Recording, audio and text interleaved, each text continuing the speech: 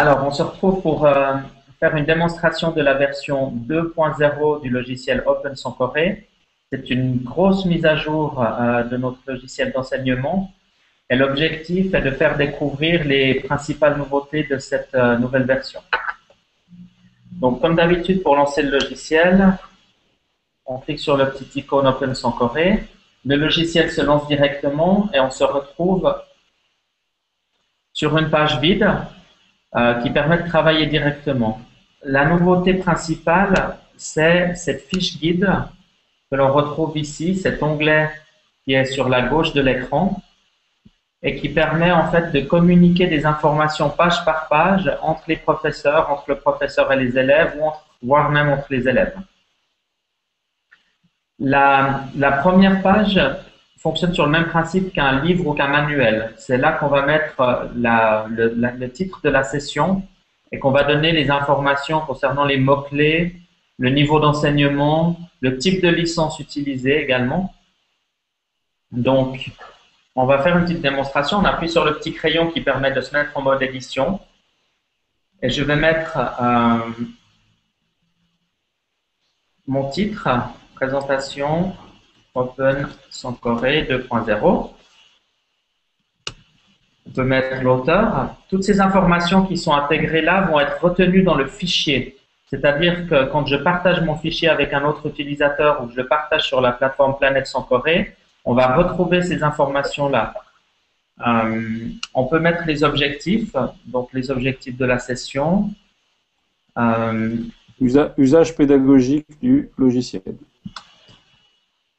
Usage pédagogique.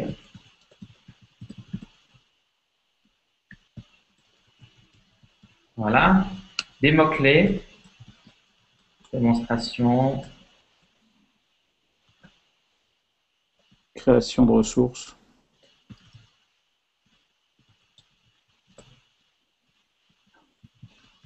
Etc. Ensuite, le niveau. Donc, au niveau de cette zone-là, on a… Pour cette ressource-là, elle s'applique essentiellement à tout le monde et en particulier à tous les enseignants. Donc, ça veut dire que tu dois avoir un objectif tous utilisateurs. Voilà, alors là, on va mettre formation continue professionnelle. Voilà. Le sujet, enseignement. L'enseignement, langue vivante. Donc, on voit en passant ici qu'on retrouve donc, communication. Information, communication. Ou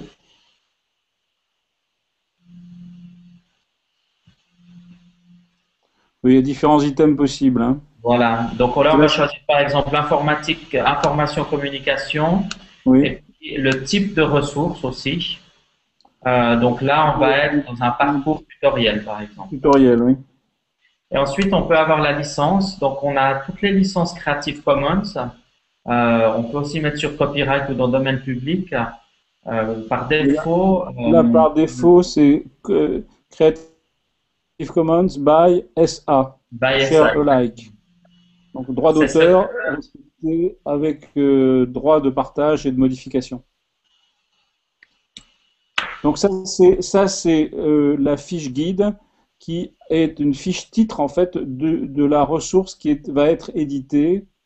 Et quand on va cliquer sur la partie supérieure de la fiche guide, ce qui est en grisé discret, eh bien, en fait, on va ouvrir ensuite le chemin de fer du cours, c'est-à-dire l'équivalent de ce qu'on a sur PowerPoint, c'est-à-dire les différents visuels successifs qui seront utilisés par l'enseignant pour les élèves.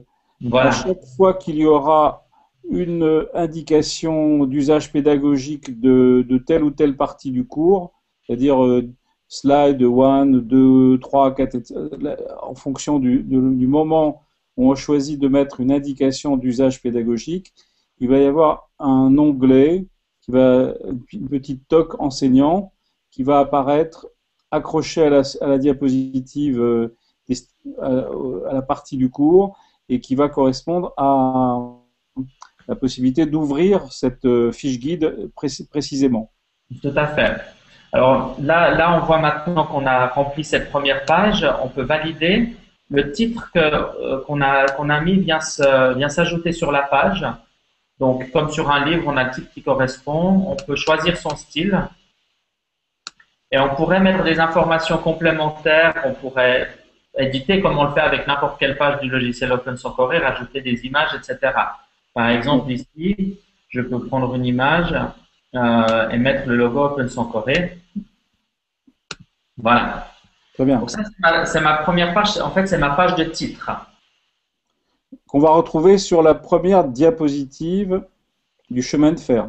Exactement. Donc, si je crée une nouvelle page et qu'on va dans le chemin de fer, on va voir qu'on a cette page de titre qui apparaît ici.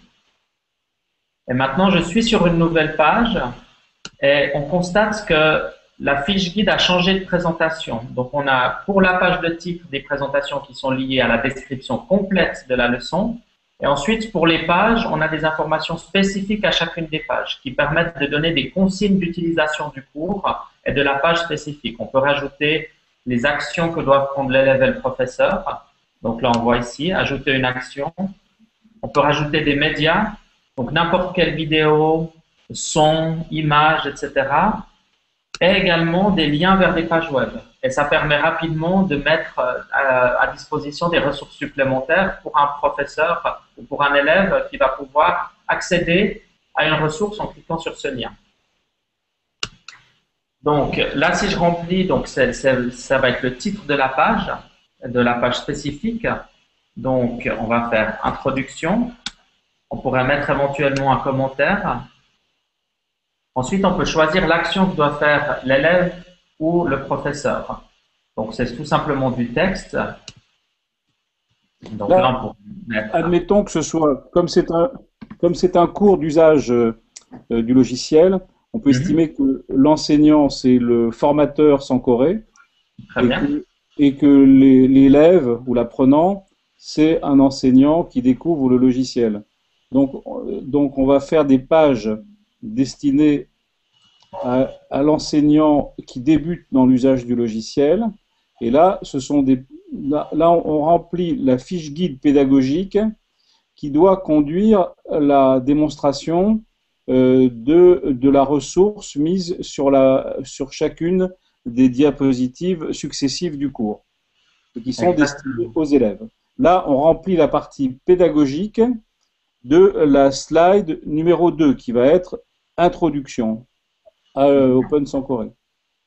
Donc là, j'ai rajouté une action qui est destinée à l'enseignant, présenter la première page de la fiche guide en ajoutant des ressources par glisser-déposer. Voilà. Et ensuite, c'est exactement ce qu'on va faire. On a appuyé sur plus, ajouter un média, et je peux aller dans ma bibliothèque, par exemple, choisir des images. Alors, si je veux choisir une image d'un animal, j'ai ma bibliothèque par défaut. Je peux, par glisser-déposer, directement rajouter une image. On peut lui rajouter un titre.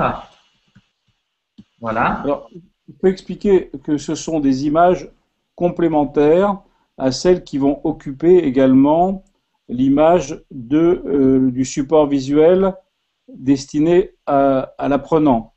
Parce que là, on remplit la fiche guide de l'enseignant. Et l'enseignant peut avoir besoin, pour cette leçon particulière, pour ce moment de la leçon, de cette séquence, il va avoir besoin, en complément de la diapositive destinée véritablement à l'élève ou à l'apprenant, il va avoir besoin de médias complémentaires qu'il peut préchoisir. Là, admettons que on veuille montrer que ici on peut ajouter toutes sortes d'illustrations. Eh bien, là, on en fait un modèle. On dit voilà, on veut une illustration animalière. On introduit cette image qui a été récupérée dans l'animalerie en libre accès, en open source, qui est accessible dans la bibliothèque des ressources. Exactement. Alors, c'est tout à fait juste. Cyril va réouvrir. Donc ça, c'est image. Tu peux mettre découvrir.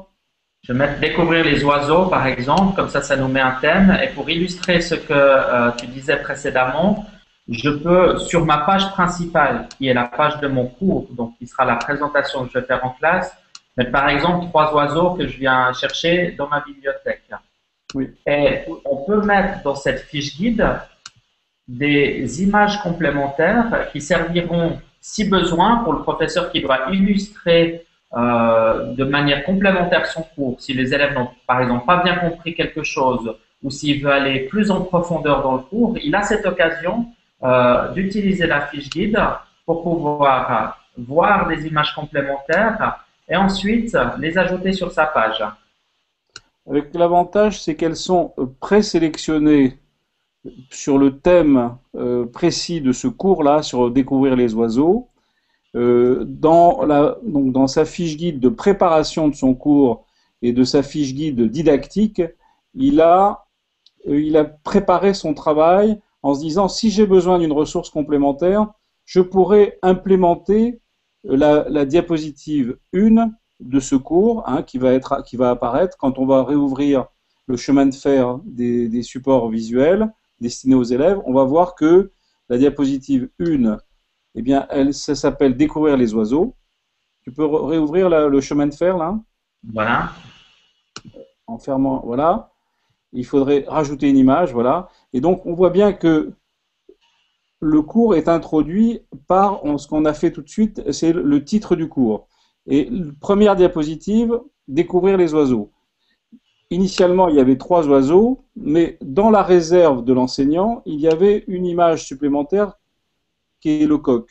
Et il a estimé, à un moment donné de son cours, dire, eh ben, pourquoi pas, pour apporter une explication de plus, dans les typologies d'oiseaux correspondants, il y a le coq, il y a la poule. Et donc, il va choisir un coq. Et on Voilà. voit que... Alors, il peut choisir également de dire, ben, si on fait un cours sur les oiseaux, pourquoi ne pas introduire un film sur les oiseaux, une vidéo? Exactement. Donc, en ajoutant un média, on peut ajouter bien entendu des images, mais on peut toujours en utilisant notre bibliothèque, aller dans la bibliothèque de films, on peut aller dans la bibliothèque des applications ou des interactivités, ou voir même des sons. Donc, par exemple, là, on a des bruits d'animaux. Donc, si on va dans les oiseaux, vu que c'est notre sujet, on pourrait rajouter le bruit des oiseaux. Et de nouveau, tout se passe par glisser-déposer. Donc là, j'ai rajouté son. C'est un bruit d'oiseau typique du coq ou pas, par exemple? Alors, c'est le son d'un poulet, par exemple. Je peux l'écouter.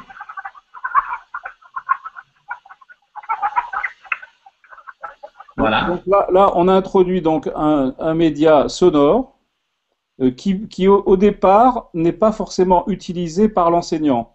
Il l'utilise Exact. au besoin. Exact. En, C'est a- exactement ça.